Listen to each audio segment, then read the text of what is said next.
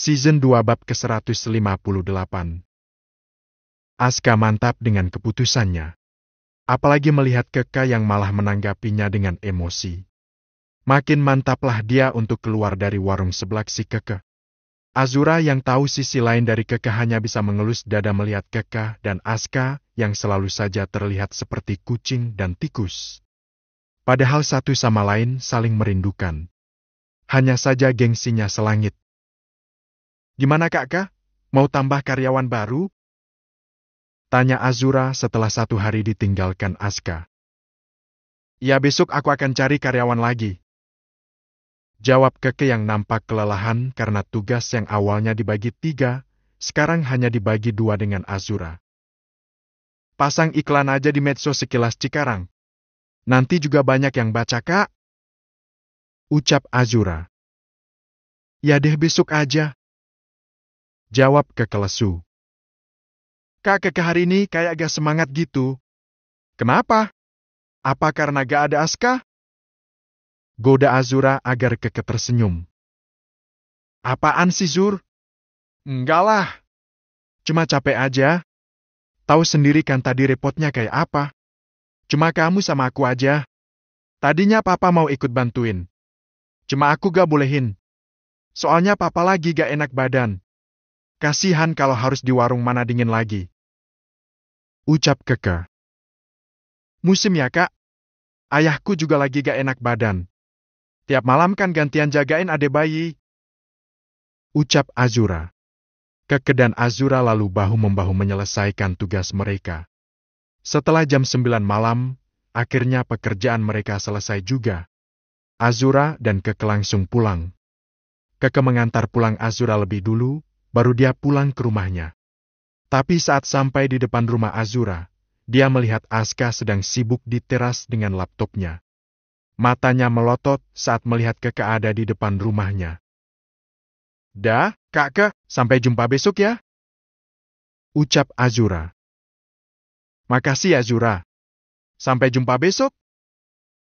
Keke melambaikan tangannya. Tapi bertanya malah menyuruhnya untuk melihat laki-laki yang juga sedang melihatnya. Saat sadar sedang ditatap oleh Aska, Keke pun langsung tancap gas. Assalamualaikum. Ucap Azura. Dia yang lelah langsung duduk di sebelah Aska sambil menyelonjorkan kakinya. Waalaikumsalam. Diantar Keke? Iya, masa diantar kuntil anak? Jawab Azura. Gimana udah ada yang bantuin di warung? Belum ada. Cuma kita berdua. Kamu tega banget dek ninggalin kita. Ucap Azura. Keke itu wanita kuat. Pasti dia tahu apa yang harus dia lakukan. Gak ada aku. Gak masalah buat dia. Ucap Aska sambil mengedit video. Sebenarnya dia itu lemah. Hanya saja dia berlindung di balik juteknya. Aslinya dia itu gak sekuat itu. Tapi dia pura-pura kuat. Masa kamu gak ngerti sih? Di balik juteknya, ada rasa kesal karena kamu udah ninggalin dia. Bisik Azura sambil tersenyum. Bodoh amat sih, Kak. Aku udah gak respect sama dia. Terlalu jute dan songong. Mentang-mentang udah bisa nyari uang sendiri. Tahu gak Kak, wanita semandiri Keke itu bakalan sulit untuk patuh pada suami? Apalagi kalau penghasilan suaminya lebih kecil. Nih coba tonton video yang baru aku edit. Kisah pedagang kue pancong. Mana coba aku lihat. Ucap Azura. Dia lalu mepet pada Aska untuk melihat seperti apa videonya. Flashback on. Aska sering sekali melihat abang-abang penjual kue pancong di kampusnya. Abang bertopi ini biasa mangkal di depan gerbang fakultasnya setiap pagi. Setelah siang, dia akan berpindah ke fakultas lain. Kali ini dia ingin tahu kisah di balik penjual kue pancong. Pelajaran hidup apa yang bisa dia ambil dari pedagang ini? Pagi bang, kue pancongnya berapaan bang? Tanya Aska saat mendekati penjual itu. 5.000 dapat 3 bos. Mau beli berapa? 20.000 deh bang. Oh ya, boleh saya ambil videonya? Tanya Aska. Penjual itu nampak mengernyitkan dahinya. Tapi kemudian dia mengangguk meski terlihat ragu. Sehari omset berapa bang? Tanya Aska. Ya tentu bos. Kadang 200, paling banter 300. Jawab penjual sambil menyetak kue pancong. Lumayan banget ya bang. Jawab Aska. Dia jadi ikut berjongkok di depan penjualnya. Karena si penjual pakai pikulan dan mencetak sambil duduk menggunakan jongkok kursi kecil yang biasa dibuat dari kayu atau dingklik. Gak ada apa-apanya dibanding dengan penghasilan istri saya, bos. Ucapnya dengan wajah sendu. Emang istrinya jualan juga, bang? Enggak. Dia kerja kantoran. Dulu saya juga kerja kantoran. Tapi kena PHK, lama gak dapat kerja akhirnya saja banting setir jualan aja. Daripada nganggur kan, bos? Betul, bang. Betul itu. Sejak saya kepikiran buat jualan, istri saya udah gak suka. Dia gak setuju saya jualan. Malu katanya. Tapi mau gimana lagi? Nyari kerja susah. Sedangkan ada anak yang harus dibiayai juga. Masa harus mengandalkan gajinya terus? Kalau gajinya habis, aku juga yang diomelin. Katanya aku gak berusaha. Serba salah kan, bos? Sabar ya, bang. Suatu saat nanti pasti abang bisa ngeyakinin istrinya kalau penghasilan abang lumayan. Jangankan ngeyakinin, bos. Penghasilan segini aja saya kasih ke dia malah dilempar. Katanya dia gak butuh recehan. Ya kan saya jualannya memang receh. 5 ribuan begini ya, bos. Terus rencana abang sendiri gimana? Apa masih mau jualan keliling dipikul begini? Gak, bos. Saya pengen jualan yang lebih keren dikit. Biar lebih menarik. Istri saya juga gak ngerendahin lagi. Kenapa istrinya masih dipertahankan, bang? Bukannya berumah tangga itu harus saling menghargai. Kalau udah gak dihargai buat apa? Tanya Aska. Karena dia sendiri juga gak tega saat ada seorang istri yang merendahkan suami sampai segitunya. Melempar nafkah yang diberikan padanya. Anak bos. Mau gimana pun dia tetap ibu dari anak saya. Saya gak bisa egois. Ya sekarang terserah dia sajalah. Kalau uangnya habis juga bakalan minta ke saya kok. Walau ngomel-ngomel dulu karena saya kasih recehan. Sekarang ini saya cuma bisa sabar dulu lah, bos. Semangat ya, bang, semoga ada jalannya. Gimana kalau saya bantu bikin dagangan abang ini lebih menarik? Kita bikin lebih kekinian biar banyak mahasiswa yang tertarik. Kebetulan saya bekerja sama dengan produsen gerobak. Wah, tapi saya belum punya modal untuk beli gerobak besar, bos. Ucap penjual itu. Ini gratis, bang. Ada yang endos kok. Kalau gerobak baru ini dari segi tampilan dulu ya. Gerobak baru ini harus menarik dan bersih. Lalu untuk dagangannya, kue pancong ini kayaknya enak juga dibikin banyak varian. Misal kita bikin topping keju yang melimpah, topping coklat, matcha. Gitu gimana? Boleh juga, bos.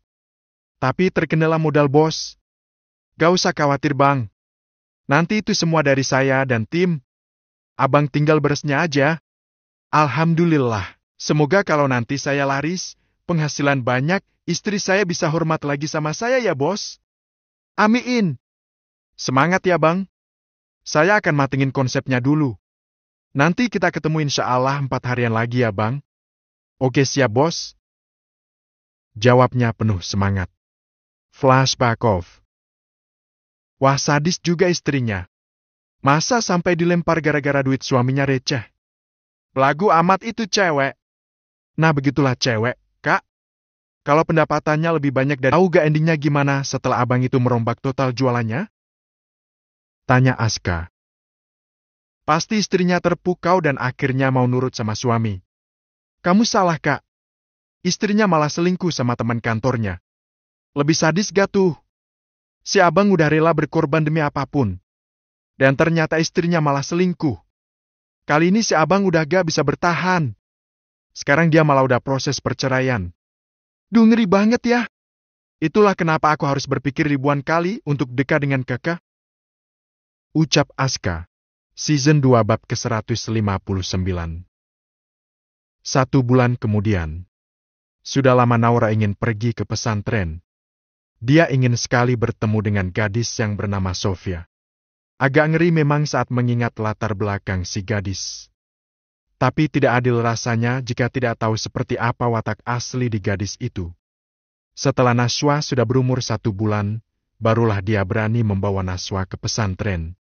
Selain ingin bertemu Sofia, Naura juga rindu suasana sore menjelang maghrib di lingkungan pesantren. Terakhir dia ke sini saat menengok Vika dan hari itu juga dia melahirkan. Akhirnya Nashwa diajak ke sini juga. Selamat datang Nashwa, ucap Fatimah sambil menimang baby Nashwa. Iya Mbak Fet, aku udah lama pengen ke sini. Tapi nunggu Nashwa sebulan dulu nih, jawab Naura. Dia bisa duduk santai karena ada yang menggantikan menggendong Nashwa. Ra, udah tahu tentang Sofia kan? Ucap Fatimah lirih. Iya Mbak, saya tahu. Aska sudah cerita. Menurut Mbak dia gimana sejauh ini? Baik. Dia terlihat khusyuk beribadah. Anaknya pendiam. Gak banyak omong.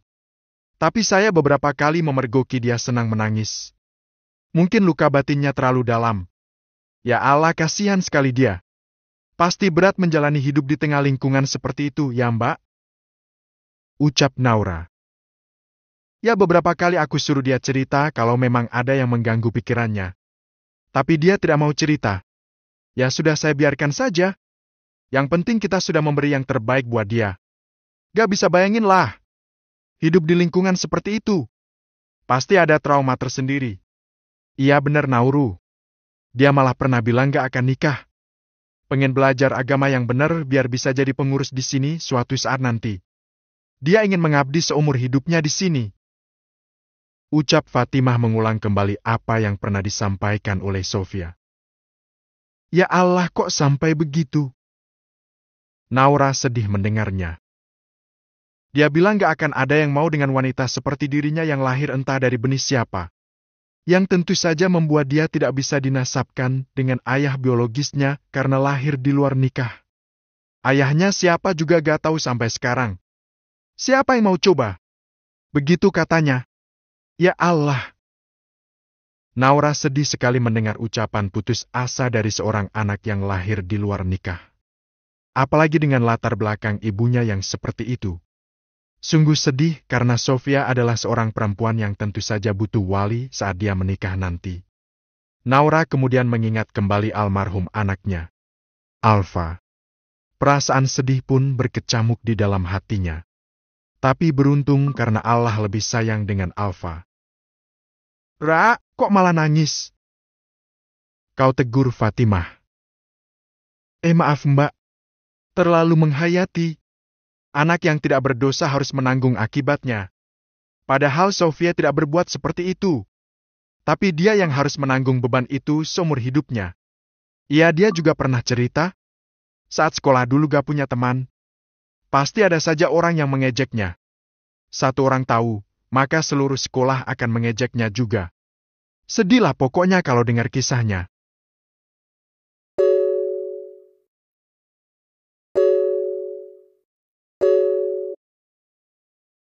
Naura lalu menatap Nashwa yang ada di gendongan Fatimah. Naiwa,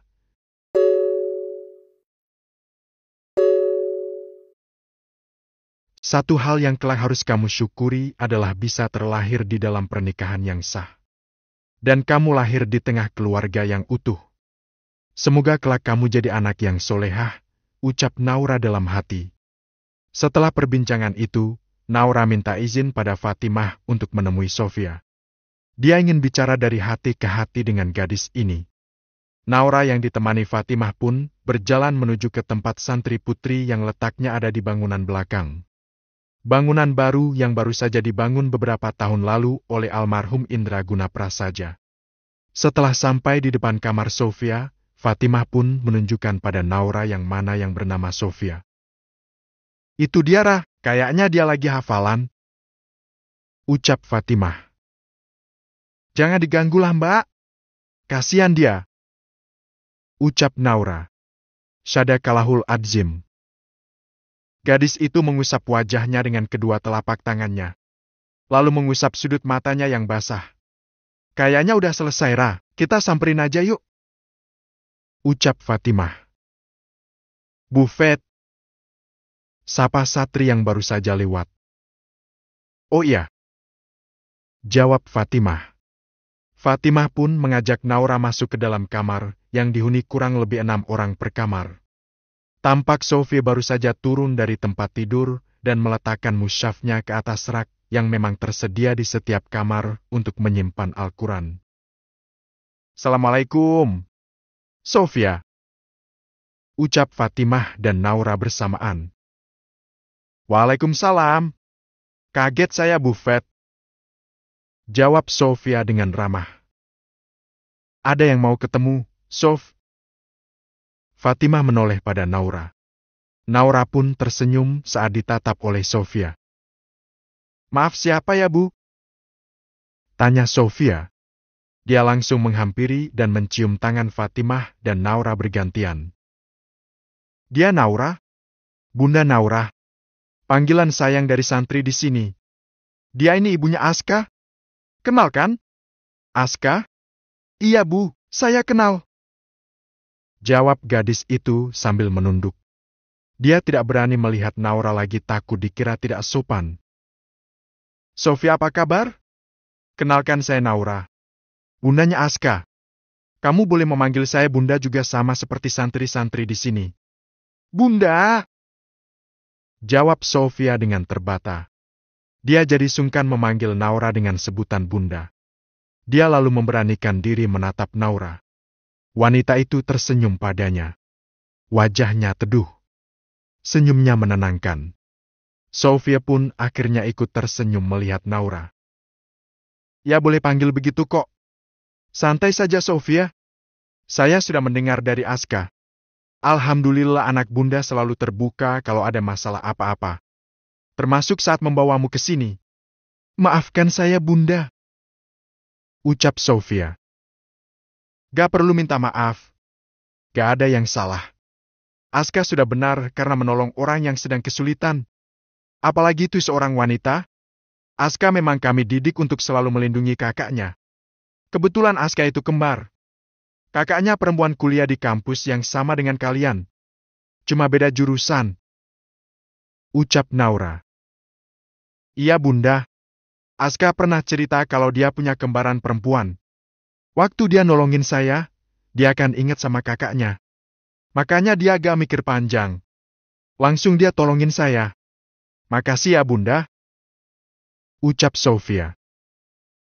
Terima kasihnya sama Aska. Bukan sama Bunda. Hei. Ya saya sudah berterima kasih pada Aska.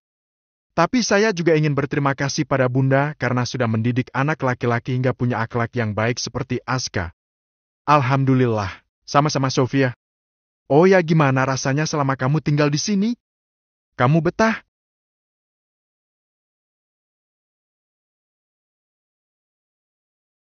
Tanya Naura. Betah Bunda. Kadang saya khawatir juga sih. Takut suatu saat nanti kakak saya akan datang dan menemukan saya di sini. Cuma itu yang saya takutkan. Saya takut kehadiran saya malah membahayakan semua orang yang ada di sini. Membuat semuanya jadi tidak nyaman.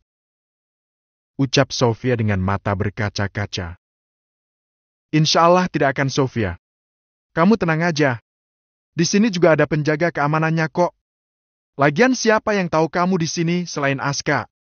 Saya takut Aska dalam bahaya, Bunda. Kakak saya orangnya nekat. Setelah itu, Sofia menangis. Ya, setiap mengingat kakaknya, dia akan selalu menangis mengingat semua yang sudah dilakukan oleh laki-laki itu. Naura pun mendekat lalu memeluk Sofia. Tenang Sofia. Insya Allah semua akan baik-baik saja. Allah yang akan melindungi Aska. Jawab Naura sambil memeluk Sofia. Saya dan kakak lahir dari rahim yang sama Bunda.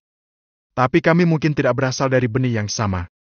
Begitu kata almarhumah ibu saya. Kakak saya itu dulu baik.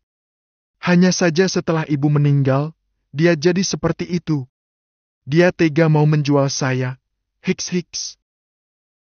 Naura hanya bisa mengusap-usap punggung Sofia sambil menenangkan gadis itu. Dia tahu gadis itu baik. Terlihat sekali dari ekspresi wajahnya saat menceritakan itu. Naura tersentuh. Semoga kelak kamu akan jadi wanita yang dimuliakan dan dihormati, Sofia. Setelah semua yang sudah kamu alami. Dan semoga kakakmu bisa kembali ke jalan yang benar.